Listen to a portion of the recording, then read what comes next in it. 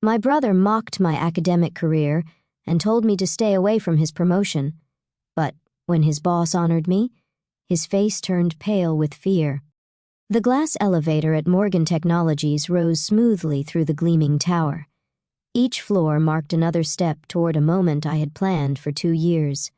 I adjusted my simple gray blazer, purchased from a department store, nothing like the designer suits surrounding me in this corporate cathedral of steel and glass. Going up, a man in an impeccable navy suit stepped in, barely glancing at me. I nodded, letting him assume I was just another low-level employee. If he only knew.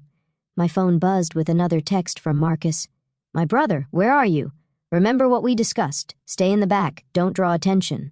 This is my night." I didn't respond. Instead, I watched the floor numbers climb. 38, 39, 40. The top-floor boardroom awaited, where Morgan Technologies would announce their new Senior Vice President of Operations. My brother Marcus, the golden child, was about to receive the promotion he had been bragging about for weeks. Growing up, Marcus had always been our parents' pride and joy. While I buried myself in business books and studied late into the night, he charmed his way through life with an easy smile and calculated charisma. "Why can't you be more like your brother?" became the soundtrack of my childhood. When I got accepted to business school, Marcus told everyone I was hiding in academia while he was making real moves in the corporate world. When I completed my MBA, he dismissed it as just paper compared to his real-world experience. The elevator dinged at the 45th floor. As I stepped out, memories of last month's family dinner surfaced. "Sarah is still playing at being a professor," Marcus had announced, cutting into his steak, "while I'm about to become the youngest SVP in Morgan Technologies history." Mom beamed at him. "We're so proud of you, sweetheart." She glanced my way. "Some people just aren't cut out for the corporate world." Dad nodded sagely. "Academic life suits Sarah. Safe, predictable. Not everyone can handle the pressure of real business." I had said nothing, just smiled and ate my dinner, let them think what they wanted. They had no idea that while I was hiding in academia, I had been building something much bigger. Now, walking through the sleek hallways of Morgan Technologies, I felt the weight of the documents in my briefcase. 2 years of careful planning, strategic investments, and quiet negotiations had led to this moment. The boardroom doors loomed ahead. Through the glass, I could see Marcus holding court, his perfectly tailored suit and practiced smile radiating confidence. Our parents sat in the front row, practically glowing with pride. Marcus spotted me and frowned, quickly making his way over. "I told you to stay in the back," he hissed. "This is my moment. Don't embarrass me by trying to network or whatever you're planning." "Don't worry," I said quietly. "I'm not here to steal your spotlight." He eyed my simple outfit with disdain. "Good. Just try to look professional at least, and don't mention we're related." As he walked away, I checked my watch, right on schedule. Miranda Chin, the CEO of Morgan Technologies, would be arriving to make the announcement. What Marcus didn't know was that I had met with Miranda many times over the past year, but not about his promotion. The room quieted as Miranda strode in, commanding attention without effort. She took her place at the podium, shuffling her notes with practiced precision. "Ladies and gentlemen," she began, "thank you for joining us today. We're here to announce some significant changes at Morgan Technologies." Marcus straightened his tie, ready for his moment.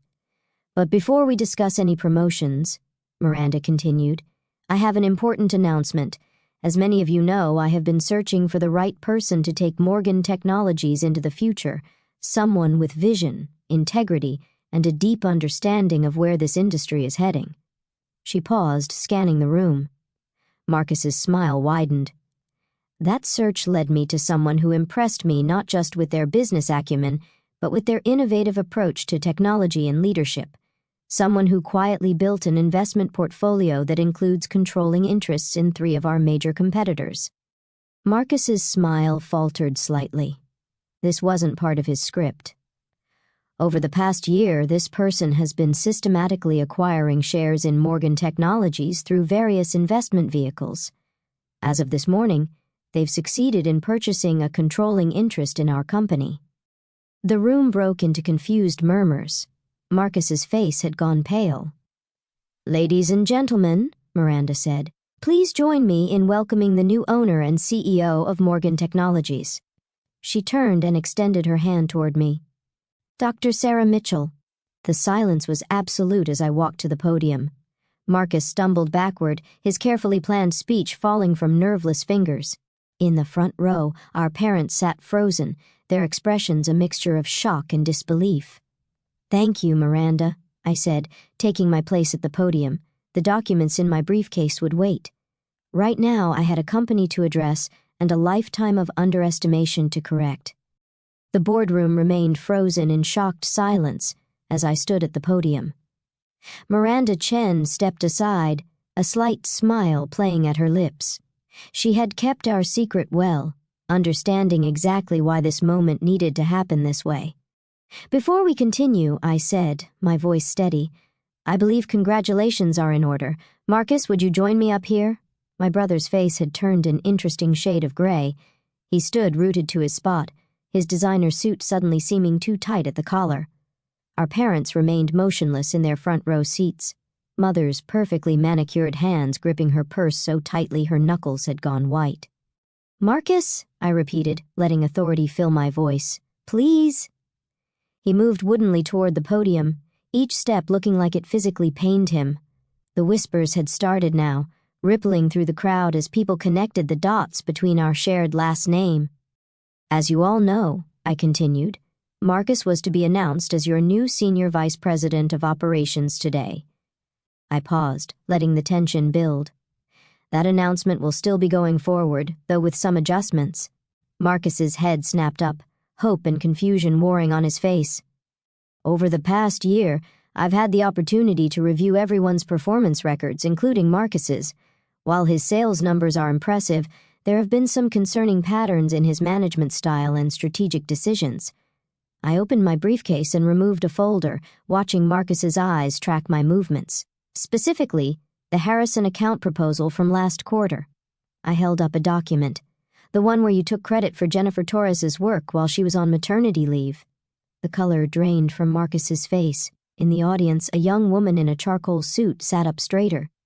"Or the Stevens Technology merger," I continued, extracting another file, "where you conveniently failed to mention the massive pension liability that would come with the acquisition, the liability you discovered during due diligence but chose to hide." That's taken out of context," Marcus stammered, finding his voice. "You don't understand how business works in the real world. Sometimes you have to make morally questionable decisions to get ahead," I finished for him.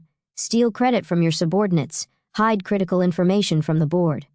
Our father stood up suddenly. "Now see here," he blustered, his face reddening. "You can't just walk in here and start making accusations. Marcus has worked his way up through a combination of charm, manipulation, and taking credit for others' work." "Yes," I cut in. "I know exactly how he's worked his way up.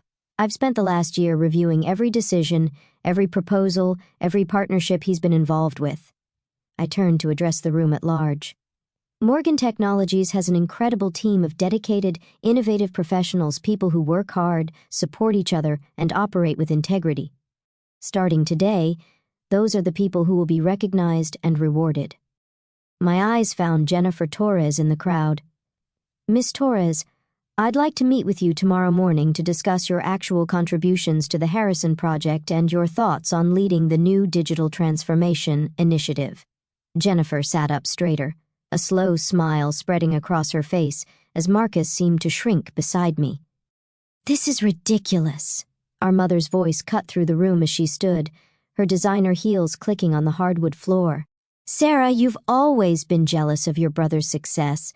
This little power play of yours—" "Mrs. Mitchell," Miranda interrupted smoothly, "perhaps we should continue this family discussion privately.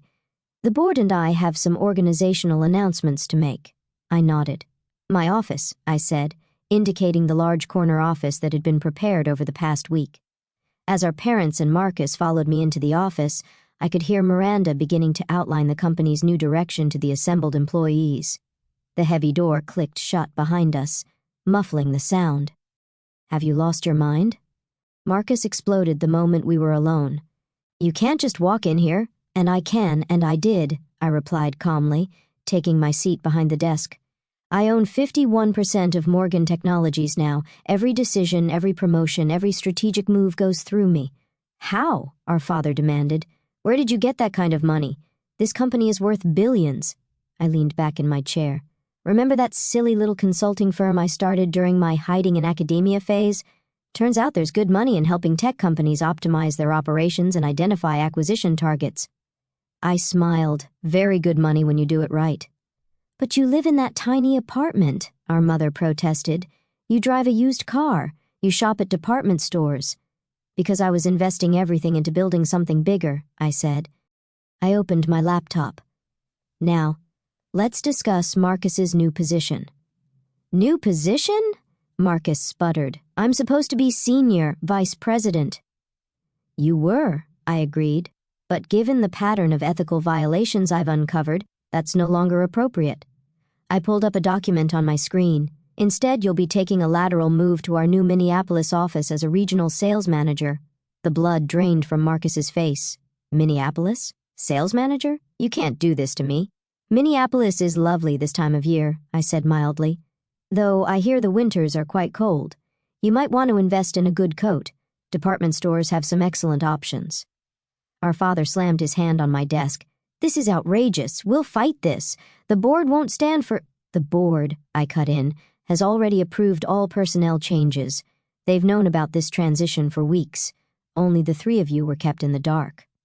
I stood up, straightening my simple blazer. You have until the end of the day to clear out your office, Marcus. Your flight to Minneapolis leaves tomorrow morning. First class, of course. I'm not completely heartless. And if I refuse? Marcus challenged, though his voice shook slightly. Then you can explain to potential employers why you were terminated for ethical violations, I said. Your choice. I checked my watch. Now, if you'll excuse me, I have a company to run. As they filed out of my office, shoulders slumped in defeat, I caught a glimpse of my reflection in the window. The simple gray blazer didn't look so plain anymore. It looked exactly like what it was, the outfit of someone who had worked for everything she had, who had earned every step up the ladder. But my day wasn't done yet, not even close, because what my family didn't know was that Morgan Technologies was just the beginning. The real changes, the ones that would reshape not just our family dynamic but the entire industry, were still to come. I picked up my phone and dialed a familiar number. Everything's in place, I said when the line connected. Time for Phase 2. 3 months after taking control of Morgan Technologies, I sat in my office reviewing quarterly reports. The Minneapolis weather update on my screen showed heavy snow. I wondered if Marcus had bought that winter coat yet. A soft knock on my door interrupted my thoughts. Come in, I called, already knowing who it would be. Jennifer Torres entered, carrying a tablet and looking considerably more confident than she had 3 months ago. As the new head of digital transformation, she had already implemented changes that had increased efficiency by 30%. The Stevens technology audit is complete, she reported, taking a seat. You were right about the pension liability being just the tip of the iceberg. We've uncovered at least a dozen other issues Marcus tried to hide. I nodded, unsurprised. Send me the full report, and Jennifer, good work.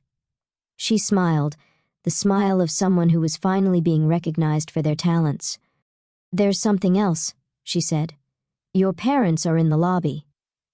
I glanced at my calendar, though I already knew it was empty. Send them up. While waiting, I opened my desk drawer and removed a thick manila envelope. Inside were documents I had been preparing for weeks, ever since Phase 2 had begun. My parents entered without knocking. Mom looked thinner, her designer outfit from last season showing signs of wear. Dad's golf tan had faded, and his shoulders stooped slightly. Sarah? Mom started, her voice carrying forced brightness. We've been trying to reach you. I've been busy, I replied coolly. Running a company takes considerable time. Please sit. They settled into the chairs across from my desk, looking uncomfortable. The silence stretched. It's about Marcus, Dad finally said. He's struggling in Minneapolis. His performance reports reflect that. I know, I agreed. His sales numbers are well below target. He's not used to the cold, Mom interjected quickly. And that tiny apartment, nothing like his condo here. Couldn't you find something closer, maybe a position in the Chicago office? I leaned back in my chair. Has Marcus mentioned why his numbers are down? They exchanged glances. Dad cleared his throat. He says the clients there are different, more demanding. They're not different, I said. They just expect actual results, not empty promises and stolen ideas. Marcus can't coast on charm there because I specifically instructed the regional director to verify all his work. That's harassment, Dad sputtered. That's accountability, I corrected, something Marcus has never had to face before. I opened the manila envelope. Which brings me to why I've been trying to reach you both as well. Their eyes fixed on the documents I spread across my desk. Property records, bank statements, investment portfolios. When I was reviewing Marcus's financial records, I found some interesting transactions, I continued. Large transfers from your accounts to his, dating back 5 years. Money that came from mortgaging your house twice. Mom's hand flew to her throat. Dad's face paled. He said it was for investments, Mom whispered. Special opportunities. He lost it all, I said quietly. High-risk trades, failed startups, gambling. The second mortgage payment is due next week. You can't cover it, can you? Dad's shoulders slumped completely. We were hoping you would bail us out, I finished, like you bailed him out over and over while telling me I didn't understand real business. Tears welled in Mom's eyes. Sarah, please, we'll lose the house. I pulled out another document. This is a proposal. Morgan Technologies will purchase your house at market value, clearing both mortgages. You can continue living there, paying rent at 30% below market rate. Their eyes widened with hope. But, I continued, there are conditions. First, you'll both attend financial management counseling. Second, you will not send any more money to Marcus. And third, I met their eyes firmly. You will acknowledge in writing how you've treated me all these years. That's blackmail, Dad protested weakly. That's accountability, I repeated. Something this family desperately needs. I stood and walked to the window, looking out over the city. For years you dismissed my achievements, belittled my choices, poured all your love and resources into Marcus while treating me like an afterthought. I turned back to face them. That ends now. Mom was crying openly now. Dad stared at his hands. The choice is yours, I said. Sign the agreement, keep your home, and maybe we can build something new from the ashes of what this family has become. Or don't sign, lose the house, and continue enabling Marcus's destructive behavior. I placed a pen on the desk between them. But understand this. I'm not doing this for revenge. I'm doing this because sometimes love means forcing people to face hard truths. The silence stretched for a long moment. Then, slowly, Dad reached for the pen. As they signed, my phone buzzed with a text from Minneapolis. Marcus had finally hit rock bottom, admitting to his regional director that he needed help. I had already arranged for him to enter a program that would address his gambling addiction and teach him actual business ethics. Looking at my parents, I saw something I had never seen before in their eyes when they looked at me. Respect and maybe, just maybe, the beginning of understanding. The car will take you home, I said, pressing a button to summon my driver. The counselor will contact you tomorrow to set up your first session. They stood, looking somehow both smaller and lighter than when they had entered. Sarah? Mom paused at the door. I'm sorry for everything. I nodded, not trusting myself to speak. After they left, I sank back into my chair and finally let out a long breath. Phase 2 was complete. The family that had dismissed me for so long was finally seeing me clearly, not just as a successful businesswoman, but as someone strong enough to help them face their own failures. Jennifer knocked again, entering with a fresh stack of reports. The board meeting starts in 10 minutes. They're eager to hear about the new expansion plans. I smiled, gathering my materials. It was time to focus on the future, not just of Morgan Technologies, but of all the people who worked here. People like Jennifer, who deserved their chance to shine. As I walked into the boardroom, I caught my reflection in the window. The simple gray blazer was gone, replaced by one I had chosen for myself. Not designer, not flashy, but perfectly suited to who I was. Someone who had built success on substance rather than style. The board members rose as I entered. They had learned quickly that I was nothing like my brother and everything a leader should be. "Ladies and gentlemen," I began, "let's talk about where we're going next. Because success, real success, isn't about proving others wrong, it's about proving yourself right." And I was just getting started.